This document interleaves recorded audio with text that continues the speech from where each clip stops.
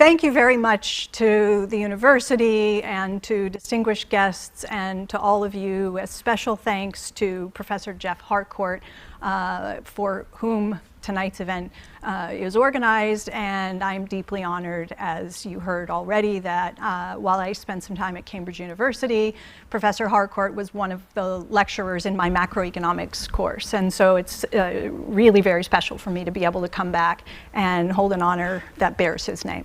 I arrived on the 5th of January, so I've had a good, 10 days or so here, and an extremely busy schedule, a very packed schedule.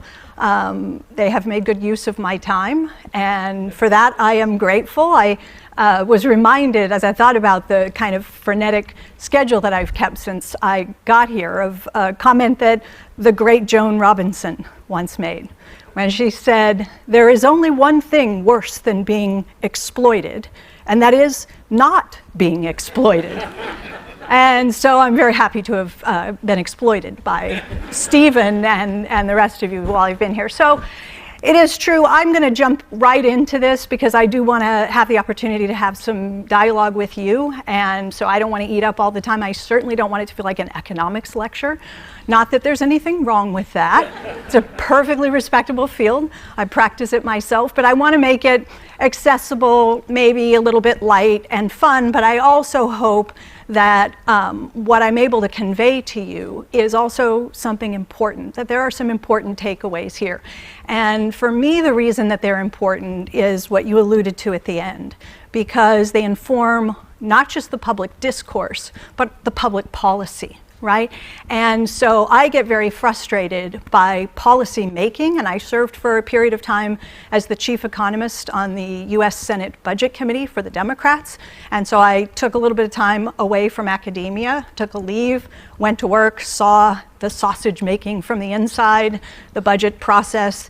And so I'm all too familiar with how policymakers themselves get hamstrung by what I'm calling the deficit myth. The deficit is not a myth. The deficit is a thing that happens, right? It's the difference between how much the government spends into the economy and how much it taxes back out in any particular period of time we decide to measure, usually a year, right? So the deficit itself is not a myth. The myths are about our beliefs about that activity, whether deficits are inherently irresponsible, whether they lead to other problems in the economy. And so those are the myths that I want to talk about today, okay?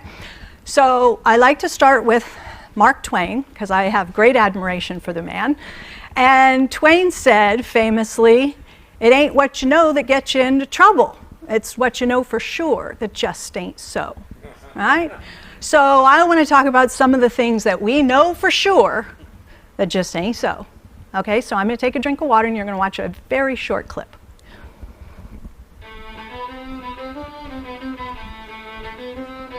Taking money from our children and borrowing from China. Take out a credit card from the Bank of China in the name of our children, driving up our national debt that we are going to have to pay back. That's irresponsible. It's unpatriotic. The government's irresponsible spending is turning us into slaves. You might well literally lock us into chains, at least our children. We got to deal with this big long-term debt problem, or it will deal with us. And it is I'm asking you, join us to stop this fiscal train wreck. Join us to protect our children from an inferior standard of living, from a crushing burden of debt and taxes. Okay, I don't believe in any of the tax cuts. I didn't want tax cuts for the rich. I didn't even want it for the middle class. Okay, because you know why? Because it puts a $400 billion hole in the budget and we just can't afford it. And as we discuss deficit reduction, which is clearly a major issue. For decades, we have piled deficit upon deficit, mortgaging our future and our children's future. And the deficit thing is real, and the debt thing is real, and we are really in trouble on it at some point. Is there need for comprehensive deficit reduction? The answer is not only yes, but hell yes. This debt that hangs over our head, a government that spends more money than it takes in. That's not sustainable. You cannot cut taxes or increase spending unless you can pay for it.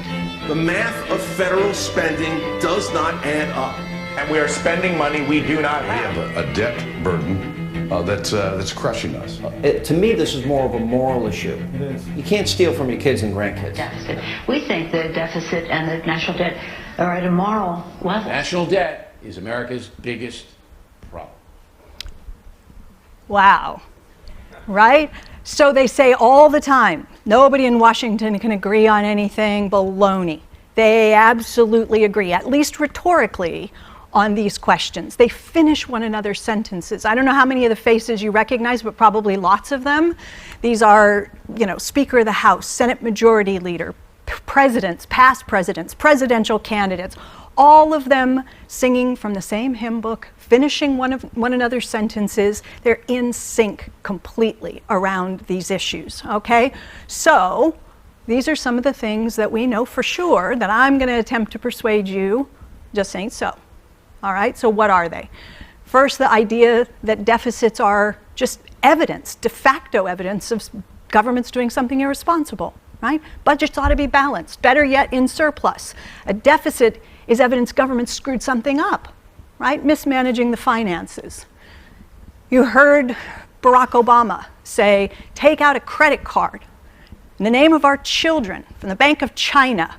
The idea that the federal government is like a household, and that if it spends more than it takes in, it's got to borrow that money, and that it's akin to any one of us borrowing, running up the national credit card. Risky behavior, borrowing from foreign interests, borrowing from China. Okay? The idea that it's going to lead to a crushing burden of debt and taxes, Paul Ryan, former Speaker of the House, said. In other words, as we run deficits and increase the size of the debt, at some point you have to pay it back.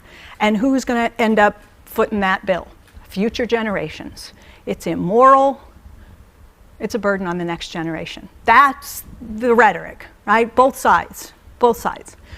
So my first word of caution is don't ever think of government finances and your own personal household finances as anything remotely akin to one another. They are not. Don't let them do that to you, okay? I think of all of the myths that I deal with in my book, this is the most pernicious. And it's the most pernicious because it's the most powerful.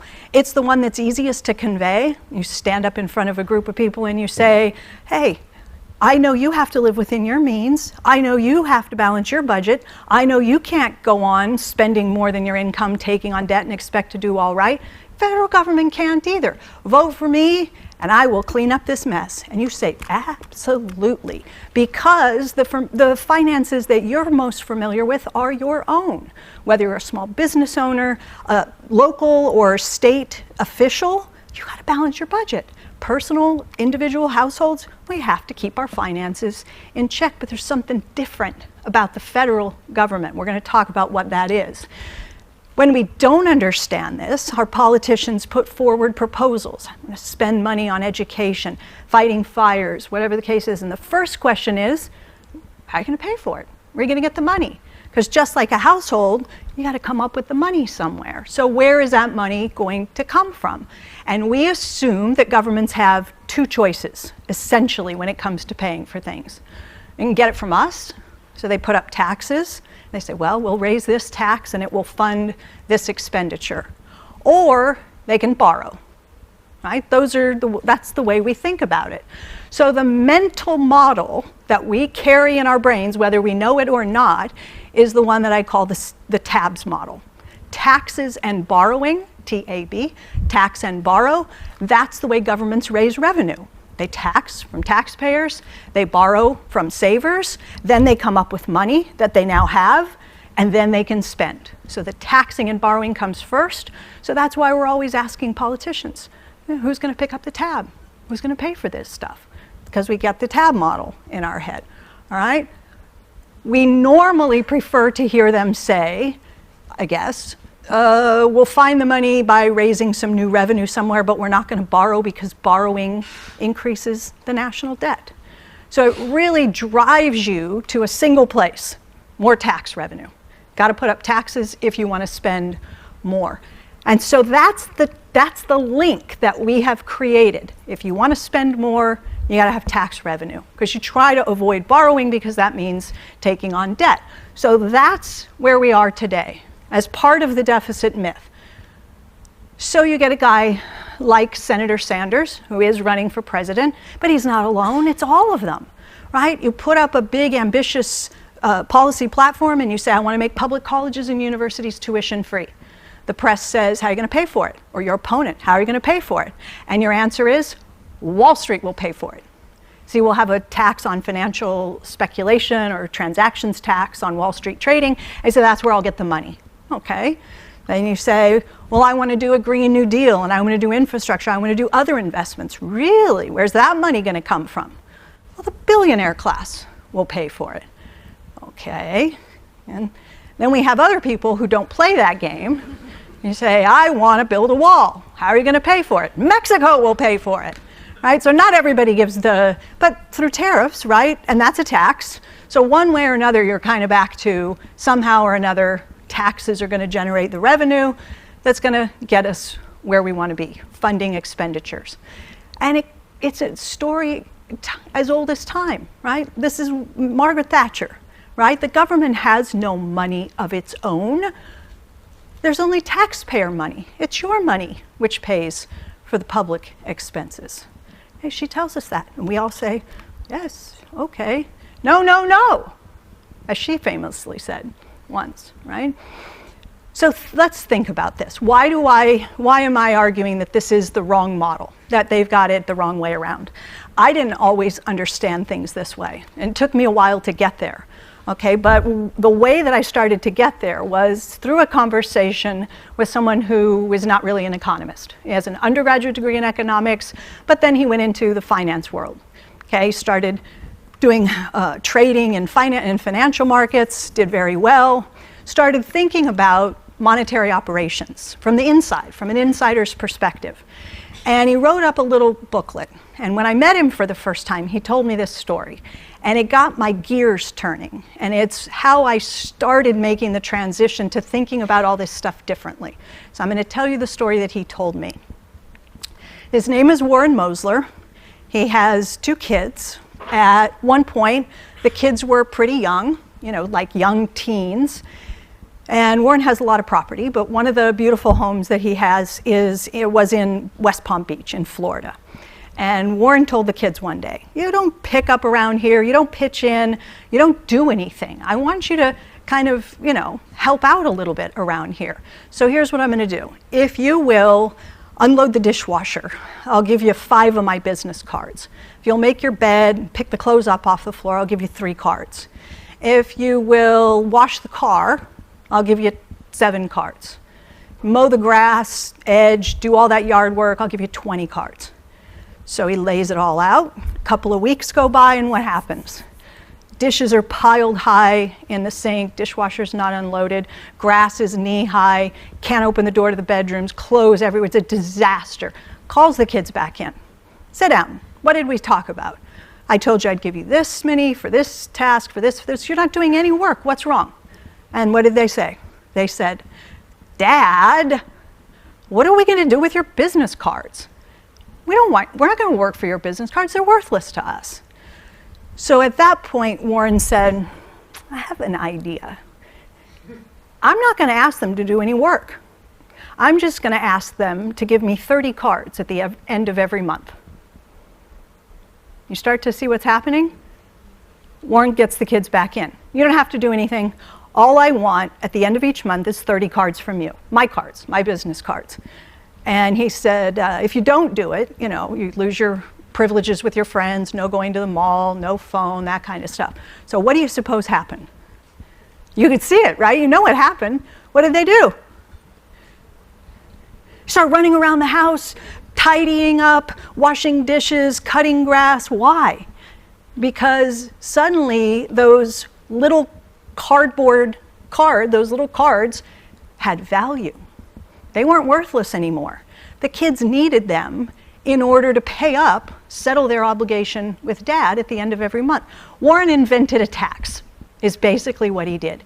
He imposed an obligation payable in the form of his own unique calling card. The kids could only get it from dad, stay out of trouble, just like we stay out of trouble by paying our tax, right? We avoid penalties and so forth. Warren invented a tax. And all of a sudden, the tax gave value to that otherwise worthless cardboard calling card, and the kids started going around and doing the work. So what does this little anecdote teach? A lot, I think. First, it teaches us that in order to collect the tax, Warren first had to spend the cards. He couldn't collect the tax until the kids had the cards, right? They had to come from Warren, who was the issuer of those business cards. So he first had to spend them. He had to make the payments. He had to spend the cards into existence. Then the kids could have them. At the end of the month, they could return them to Warren. He could collect them back. Now here's the question. Why did Warren take his own business cards back? He didn't need them. He can always print more. He can create more. They're his unique card, right? Why did he bother taking them back? Why not just let the kids hold on to them? Souvenirs. Why take it back?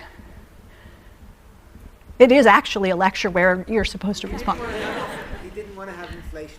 He didn't, well, that comes, he wanted the cards to retain their value, but if he allowed the kids to keep them, what would happen next month? No work. Nailed it. No work. What Warren wanted was to provision the household with certain tasks, right? He wanted them to do some work.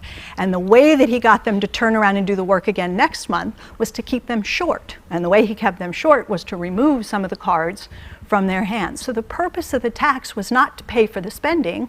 The spending takes place first. The tax then removes some of those cards from other people's hands. Okay, did Warren borrow? He didn't, but he could have. He could have let the kids earn some extra cards. Maybe next week, next month, they have plans with friends, they're not going to be around, so they did extra work this month to earn some money so that they could do a little less work next month. Warren could have paid them a little bit of interest on the money that they earned ahead of time. He didn't have to, so he didn't.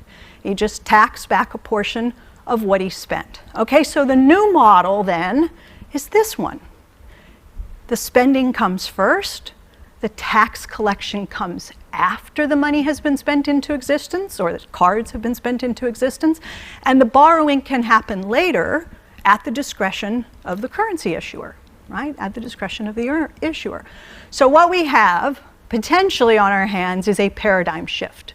We can go from the old model, really, that treats spending as governments are constrained and need our money, right? And they tax and borrow in order to get money, then they spend. Or we can jump into the real world, the modern era, and recognize that governments like yours, like mine, that retain control of a sovereign fiat currency aren't financially constrained. They can spend first and tax or borrow later. Okay, so it flips the model around. All right, now you must be thinking, why are we paying taxes?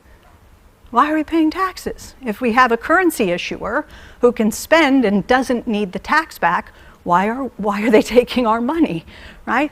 So at the state level, municipal governments, local governments absolutely are dependent upon tax revenue in order to fund expenses. They aren't currency issuers. Have you noticed, in our case, and I know it's here as well, we have floods, fires, hurricanes. The governor of the state of California doesn't ring up the governor of the state of Oregon, right, the upstairs neighbor, and say, hey, pal, we're having a bit of trouble here. Would you help write a check? And we're going to need some disaster relief and emergency funding. That's not what they do.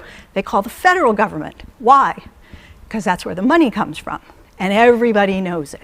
Okay, so there is a difference. State and local governments are revenue constrained. They do depend on taxes. The federal government stands in a different relationship vis-a-vis the currency. It is the issuer. The rest of us are merely currency users. Okay, so we are constrained.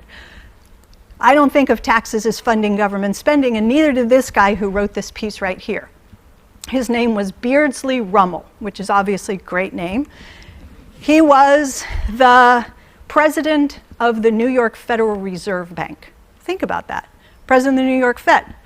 He writes this paper in 1946, after the US had gone off the gold standard. So we have a floating exchange rate, fiat currency. And Rummel says, from the desk of the New York Fed, taxes for revenue are obsolete. That is over. All right? What does he mean?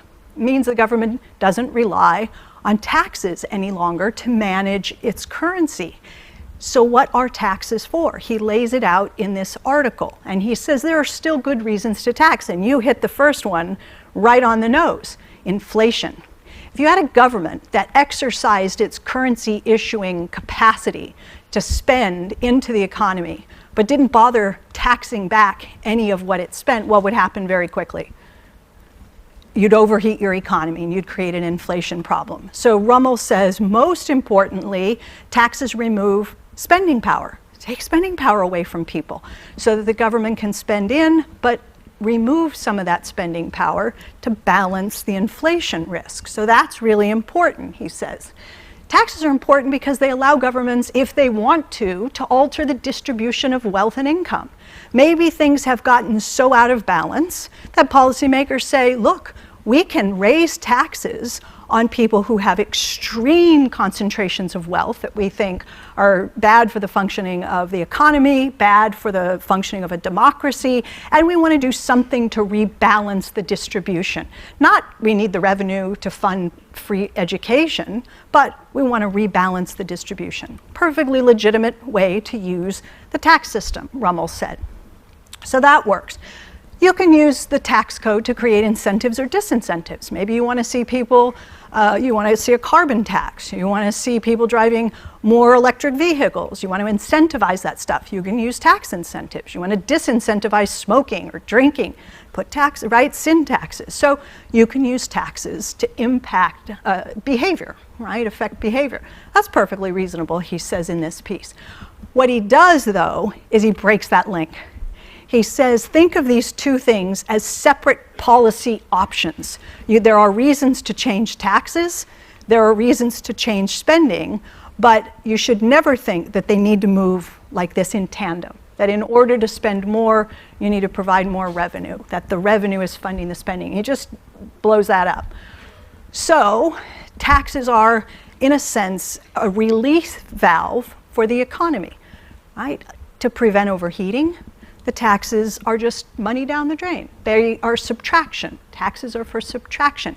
At the federal level, again, not at the state and local level, it's about subtracting purchasing power or subtracting income from someone's balance sheet. Okay, at this point, I apologize for tipping your world view, but it's a challenge and it's jarring. And the first time I confronted it, I found it upsetting, right? And I rebelled. In fact, I rebelled to the point that my first peer-reviewed article was an article that I started writing in order to show Warren why he was wrong.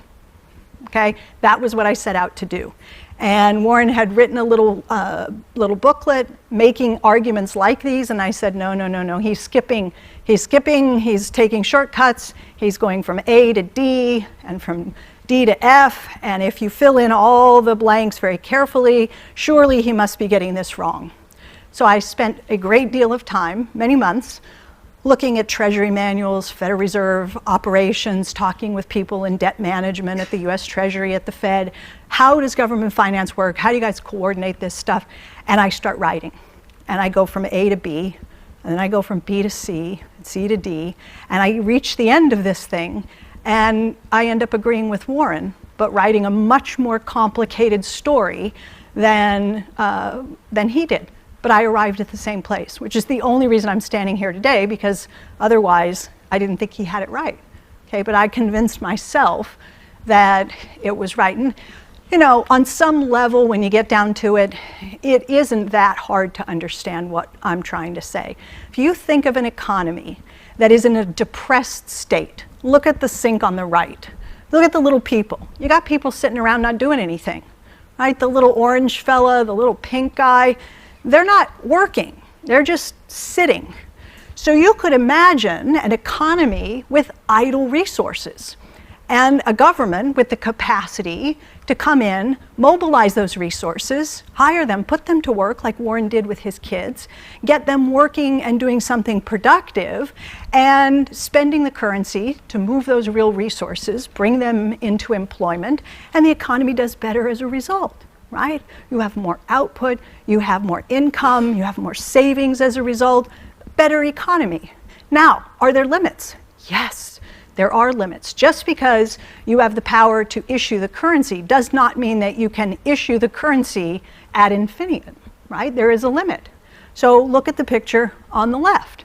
Everybody's working, and you've pushed the economy above its full capacity. Water's pouring out of the sink. Think that inside that sink, somewhere at the top, there's a line called full employment, right?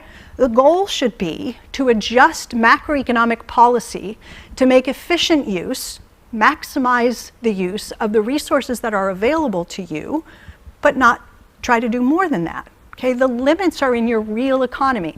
You have the buildings you have, the machines you have, the labor you have, the raw materials you have available. Those are your real resources, and that's a real constraint. Once they're all fully employed, if you try to hire more of them, it means you're going to end up bidding them away from somebody else. So if the private sector is trying to build housing and you're trying to do infrastructure and you want cranes and contractors and so forth, you're going to have to take them away from their current use. And what's that going to do? Push up prices, right? It's going to cause inflationary pressure. So when I think about deficits, I think about them in context. I don't want to look at the deficit as just some raw number that gets reported on a budget report or in a newspaper or something like that. I want to put this thing in context so that it has some meaning. Most people probably don't even know. If you said to someone, what do you think of the government deficit? Oh, it's awful, isn't it? It's terrible. What is the government deficit? It's terrible, it's awful, right? They can't tell you what it is. So what is the deficit? What does it mean? Let's suppose the government spends 100 of these stacks into the economy. And then it comes along and it collects some tax. It's going to take 4 of those stacks away. We label that a government deficit. That's what we call it. But wait a minute. They put 10 in and tax 4 away. They've left behind 6. They left behind 6. The government deficit is nothing more than a financial contribution to some other part of the economy. It sits somewhere outside the government sector as a surplus on someone else's balance sheet. We hear about government red ink. No one ever bothers to point out that it produces black ink on somebody else's ledger. By the way, this is not a theory. This is just accounting, right? This is just how the logic of double entry bookkeeping. Okay, so here it is for the US context. Now I'm going to show you Australia in just a second, so don't get bored. This is the US. This is actual historical data for the United States of America going back to the 1950s. What this chart does, and Professor Harcourt will know where this comes from because it was pioneered and made popular by Wayne Godley. This is Godley's sector balance framework. And what Wynne did was say, we can think about the financial questions for any economy by breaking it into 3 pieces. So if I'm the United States, I'm Uncle Sam, I'm the US government, and all of the people on this side of the room are the US private sector. You're all the households and all the businesses in the US economy. And these guys are the rest of the world. Wynne said that's all there is. He called it stock flow consistent modeling. It meant that if any payment flows out of one sector, it has to flow into some other sector. And if it leaves as a $5 payment, it arrives as a $5 payment in some other part of the economy, right? It's all stock flow consistent. So the red here is me, the US government. The blue here is you, the US private sector. The green is the rest of the world. Okay? First thing you notice is that it's a perfect mirror image. Why? Because if $5 goes out of one sector, $5 goes in another sector, deficits and surpluses have to cancel one another out. Looking back to 1950, what do you notice about the government's financial balance? It is almost always in deficit. Red ink for almost the entire time. Okay, what do you notice about the private sector's balance. The blue, surpluses almost the entire time. The green is interesting because that's where the US goes from running trade surpluses in the 50s and 60s and into the early 70s to running trade deficits. When the US runs trade deficits, the rest of the world gets a surplus. And you can see that's what's happening there on the right, where this is all surplus for the rest of the world, this is surplus for the private sector, and these are government deficits. So look, when the economy crashed after 2007, government deficits blew up. Why? Because the economy crashed. When the economy crashed, massive numbers of people, millions in fact, lost their jobs. Lose your job, you lose your income. You lose your income tax payment to the government disappears, right? At the same time, you become eligible for a whole host of programs to support the unemployed in a weak economy. So governments start spending more to support a weak economy, and taxes fall off a cliff, and the deficit widens. And if that's the only thing you're looking at, the deficit is getting bigger, then anxiety and panic attacks set in, and that's what happened. Everybody watched the tide of red ink growing and said, we have to stop it, we have to shrink it, we have to fight against this deficit. Wynne Godley did not. Wynne Godley said, no, look, Wynne understood here that you had a problem. This is the government budget in surplus, Bill Clinton years. Federal government budget moved into surplus. There was huge celebration, especially from the Democratic Party. Everybody said, what a tremendous achievement. We've finally balanced the budget, moved it into surplus, and Wynne said, oh my God, are you crazy? Look down.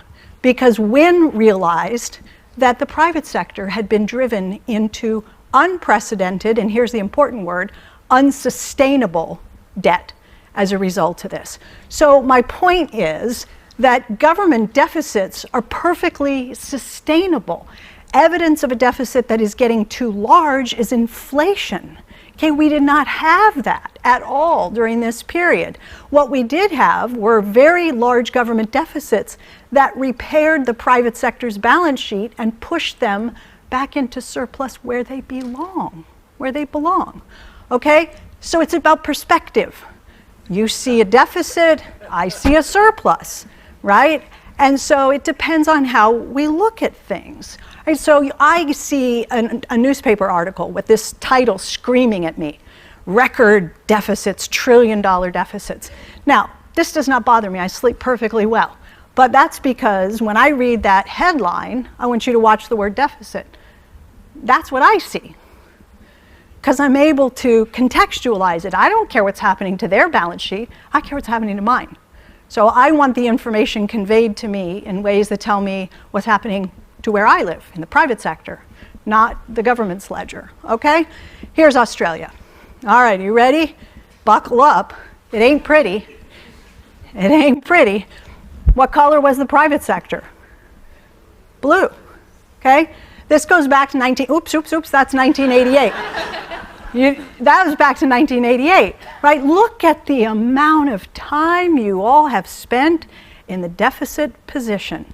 That's really, really rare, okay? We could talk about how you managed to pull this off, but the point is that Wynne would say that this is unsustainable, and he called the private sector, he said, had a habitual state of surplus, was meant to be in a habitual state of surplus. So how did you finally get back? You're there now. You are there, and your surplus is the sum of these two deficits. So you have a government deficit and the rest of the world running a deficit, which means your current account is in surplus. So the rest of the world is helping you build a surplus for your private sector, and the government has helped you build a little bit of a surplus for the private sector. So that's where you are, but I would suggest you ought to try to spend a lot more time up here where the water's warm and you're in surplus, as opposed to remaining down here where it's the private sector that spends more than its income, right? That's leveraging up. Am I okay? Like I'm winding down. Okay, so here we go. These are takeaways. The point is all three sectors can't be in surplus at the same time. It is impossible. One sector's surplus is another sector's deficit by definition. The surpluses and deficits have to cancel out, net to zero. So as much as we all might love to be the surplus sector, we can't all get there at the same time, right? In order for the private sector to achieve its habitual state of surplus, at least one of the other sectors has to be in deficit. Think about that, what that means. Their red ink is our black ink. Both your country and my country ran fiscal surpluses in the late 90s and early 2000s. Both of our governments did that, and it coincided with a period of time where our private sectors carried the large deficits. Okay, it's private deficits that we should be worrying about and thinking about and be preoccupied. If we're going to be preoccupied with deficits, let it be private sector deficits, because those are truly unsustainable. Very quickly onto the debt. If I'm government, and I told you Warren didn't offer to pay interest on any of the outstanding obligations, but the federal government, both here and in the US, does.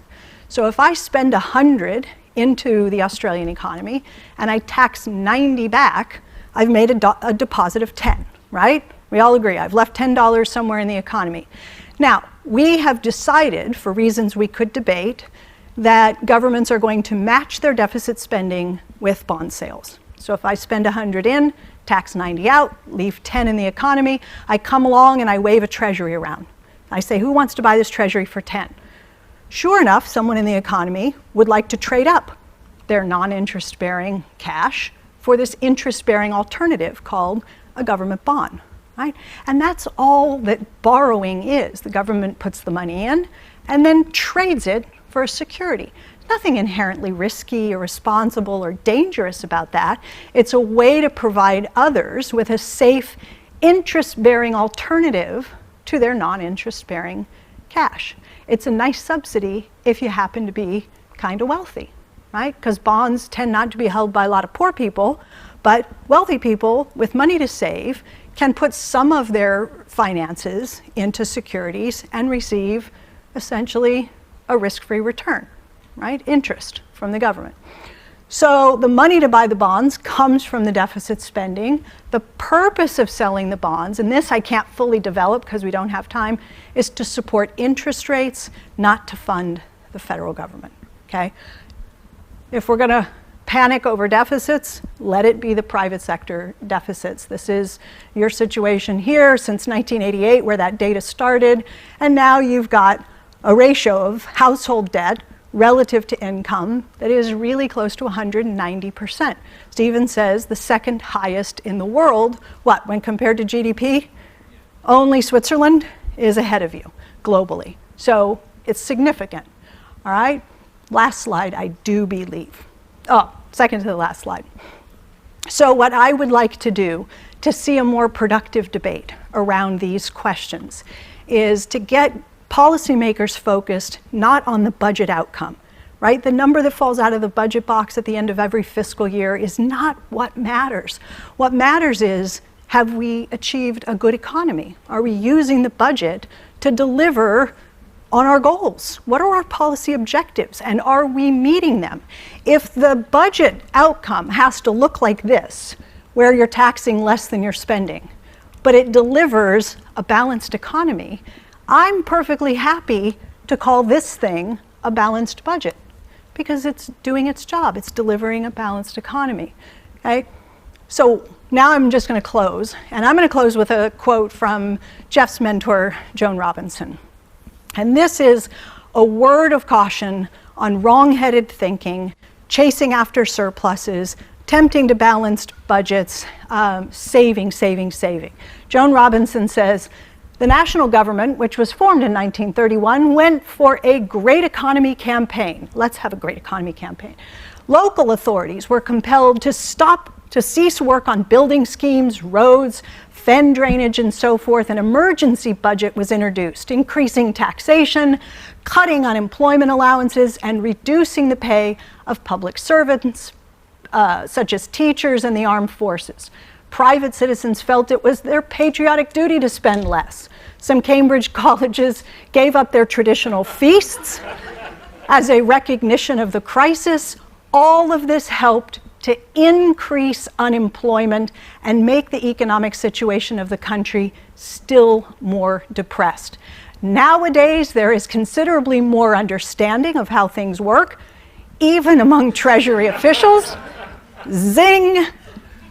And it is unlikely that such a completely idiotic policy will be tried again. I don't think she was wrong about a lot, but she underestimated the will of policymakers to repeat those kinds of errors, I think.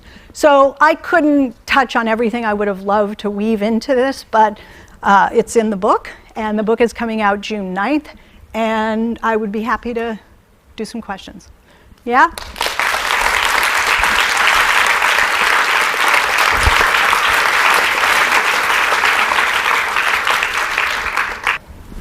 Go ahead.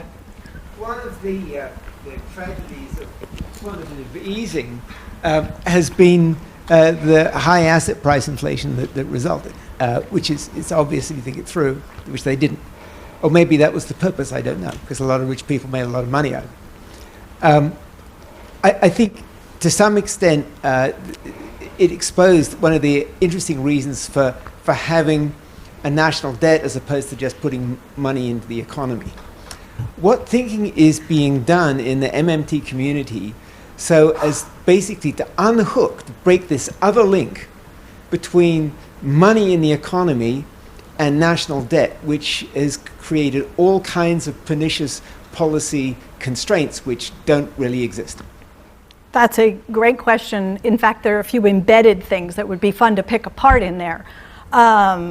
You're right to say that quantitative easing, he asked about first quantitative easing, which is what central banks around the world did in an attempt to rescue economies from the doldrums, right? So first in Japan 30 years ago, and then in the US and across Europe and here. Well, no, you didn't get there, did you? But the US did 3 rounds of QE, and now there's all this talk of central banks maybe going back and doing that again. Some are still doing it. What is the point of buying government bonds? Well, it was the central bank's way of trying, I think, to do the 2 things. One is to push up asset prices, and Bernanke explained that he was hoping for a wealth effect, so that when people felt wealthier because their portfolio had increased in value, they would go out and spend more. So the goal is capitalism runs on sales, right? Businesses hire when they're swamped with customers. So we got to create some demand, some spending. And one way they thought to do that was to push up the price of assets so that people would feel richer and then spend more money. It also pushed longer term interest rates down. So the goal was to get people to borrow more money and spend more money. So drive people further into debt in order to support demand and jobs in the economy. And the reason the debt is important is because you can buy it. There is a debt, so those bonds are there, so the central bank can buy them. In fact, once they buy them, it's as if the government never issued them in the first place. It's as if they've been retired. What is MMT doing, or what are economists like me doing to think about alternative ways? Well, first, it's greater reliance on fiscal policy, so that we stop relying so heavily on central banks to engineer and support economies through the recovery, because their toolkit is limited. Keynes, of course, had beautiful passages about pushing on a string and all this sort of stuff, right?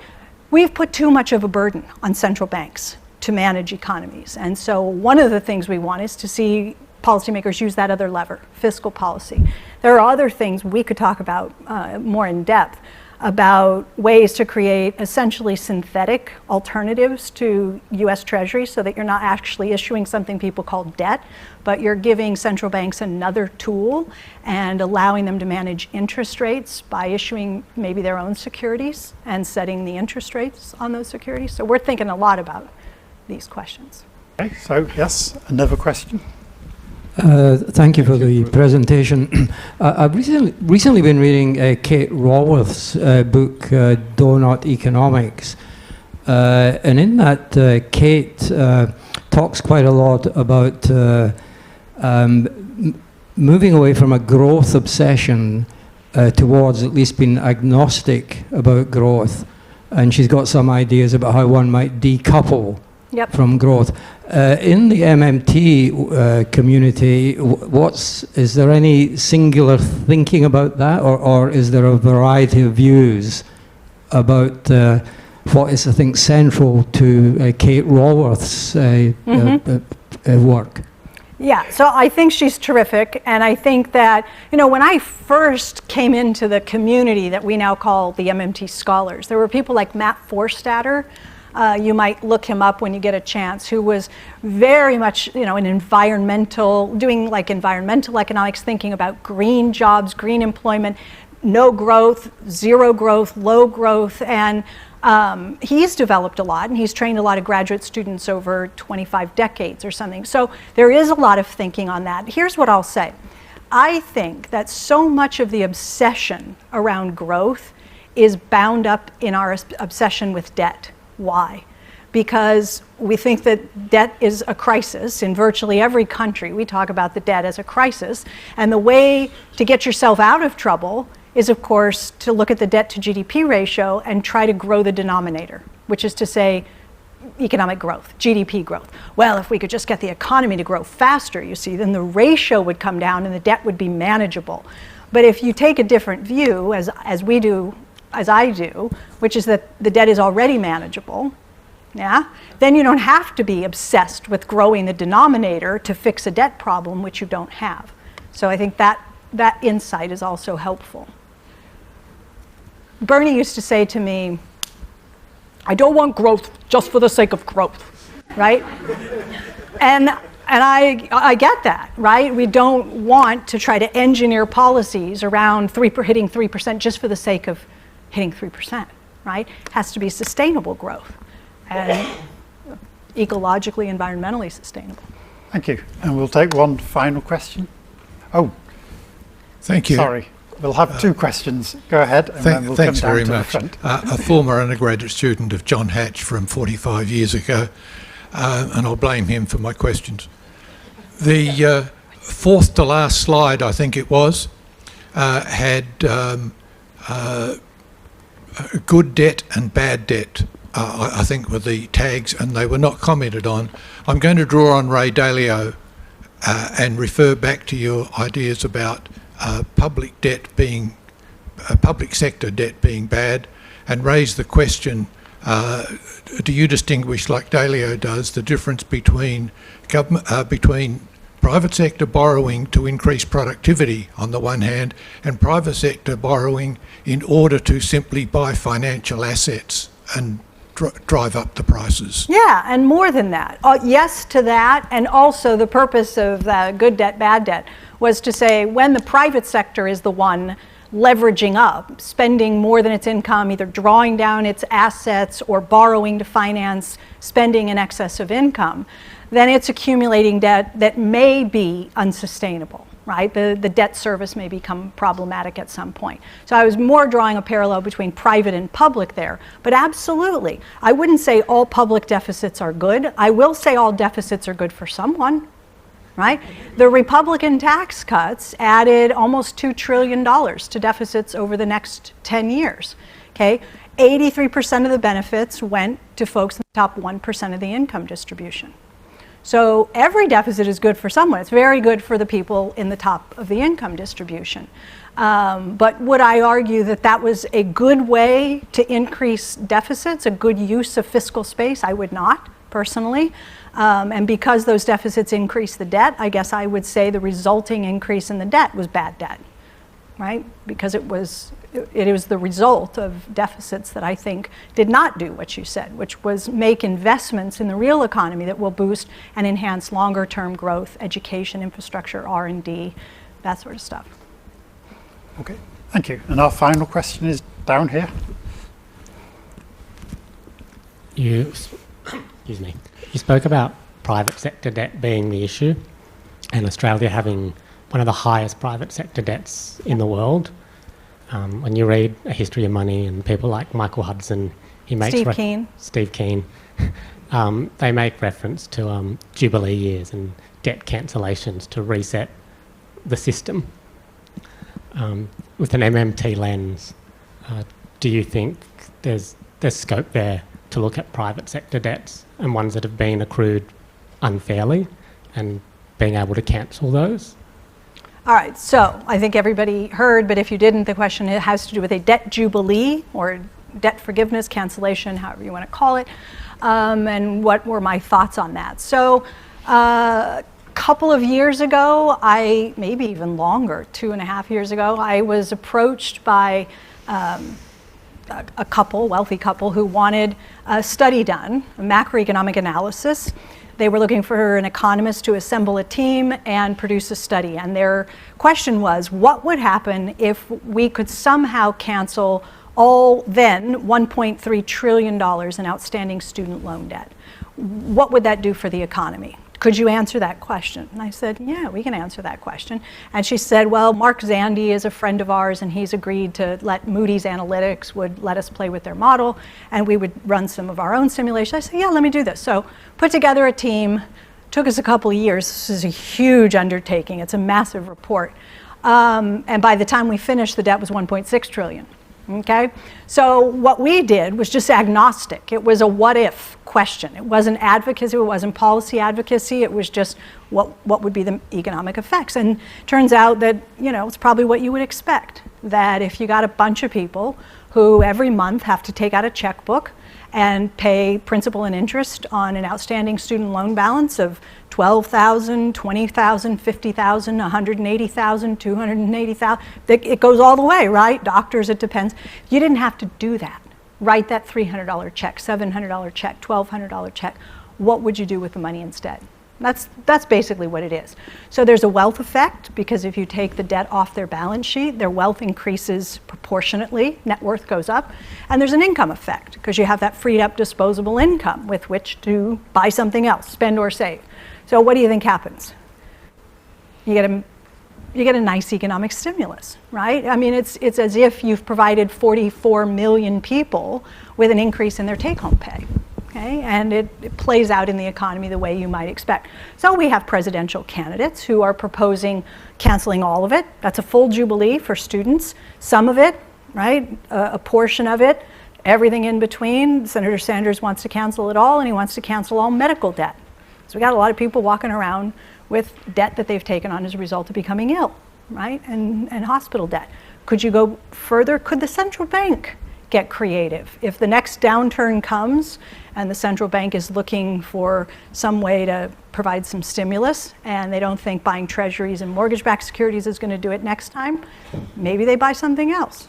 Maybe Congress tells them, once you buy it, we're going to tell the students or whomever, don't pay it, right? The payments are suspended, right, as a form of carrying out the dual mandate. I mean, I'm not saying it will happen. I'm just saying one could imagine. Yeah. So, thank you, Stephanie, and thank you for the questions. I now wish to invite Jeff Harcourt to say a few words of thanks to Stephanie. Just saying what a joy it is to have a pupil who's gone so much farther than you have yourself. And I was contrasting that with that miserable old bandicoot, Alfred Marshall, who when he supervised Keynes, said, oh, surely we old people have to kill ourselves. What a load of nonsense. Now, Stephanie is a wonderful example of what an all-round humane economist ought to be, and which she is. That is that she's steeped in the ideas of the great people from the past. We're not physics where only the latest will do. Ideas keep coming round, and Stephanie has been drawing on Adam Smith, Keynes, Koletsky, Joan Robinson, and in doing that she's been able to slaughter a whole list of fallacies which have blinded economic discussion all around the world, and particularly in Australia, as a matter of fact. A few years ago I wrote a paper called The ABC of G&T, only 3 pages, and of course G&T is government expenditure and taxation, not what we shall be imbibing at Ayers House later tonight, we hope. And and I listed about 8 or 9 fallacies, all of which Stephanie has touched on today. But and they draw on Keynes and Koletsky's points that the real constraints on the economy are real things: people, your inherited capital goods, your stock of knowledge, but you must also take account of the fact that those real things and banking and finance are indissolubly mixed together right from the start of any analysis that you do. And Stephanie has illustrated that beautifully in her talk. What she called the deficit myth, I labelled deficit size fetishism, which has bedeviled Australian and elsewhere in world discussions of economic policy for years and years now. I turned my ABC of G&T into a piece in The Conversation, which unfortunately was titled "Why Treasurers Should Go Back to Economic School," which I thought was very elitist. But anyway, I'm glad to say that it went viral with many, many hits until someone I have lunch with every day, Peter Swan, who's the only unreconstructed Chicago economist left in the world, wrote in a critique of me, and within one day he had 98 brickbats. So I'm very pleased about that. But what Stephanie has stressed is that for a society to call itself moral, it must first of all make full employment its beginning goal. Any society which doesn't aim to have its people gainfully and usefully and pleasantly employed can't call itself civilized. And from that, everything else flows. And right at the end, depending on what has been needed at the time, comes out the deficit or the surplus. Just an accounting statement, and no more and no less than that. Moreover, she has pointed out that there is a world of difference between looking at the economy as something which is just static, just reproduces itself year by year, and something which is growing. There's a very great Russian economist who settled in America called Evsey Doma, who in 1940 pointed out that if you had a growing economy, Stephanie has touched on the nature of growth you could have, but if it was growing, then you could run continuous deficits, and still the debt-to-income ratio within wide ranges of estimates would approach, asymptotically means you never quite get there, but you nearly get there in infinity. Asymptotically, a debt-to-income ratio you could live with. That is a government debt one. And then there are complications to distinguish between borrowing overseas and borrowing at home and things like that, which I haven't got time to go into. And she's drawn that great insight from Doma in her excellent discussion today. The other thing that she's illustrated is that good economists have a sense of orders of magnitude of actually what's going on. And too often, if you ask modern economists, as she said, well, what is the deficit at the moment, or what is the surplus at the moment, or what's the current level of the GNP or the gross domestic product or any other significant figure, they don't know the answer. It's all buried in the algebra of their models. Whereas her presentation was extremely down to earth, though it was very high standard of logic. And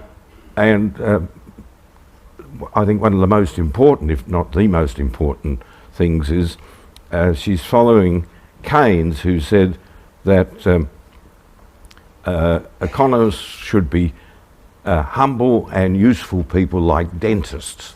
Now that always led me to say, gosh, he must have had good teeth, because I have never met a humble dentist except my twin brother, who has been a reader in false teeth at the University of Melbourne for the past 60 years. And he said, we are not the trustees of civilization, but the trustees of the possibility of civilization. And what Stephanie is pointing towards, a means to the end, is what we do in economic activity, is allow people to lead full and useful and interesting lives, and in particular, I don't know whether she said this explicitly, but I suspect she would agree, give much less stress to on having longer hours, but take out your increasing prosperity by having more leisure, which used to be a feature of Australia in its more enlightened days, so that you can do what you like doing. I mean, Keynes thought we'd all end up like the Bloomsbury Circle. You know, the Bloomsbury Circle were famous for, what did they do? The Bloomsbury Circle lived in squares and loved in triangles. By the way, that's not original. That's an old mate of mine who was my senior moments. I've forgotten his name, but anyway, it's not original. Stephanie, I'm sure, would agree with that.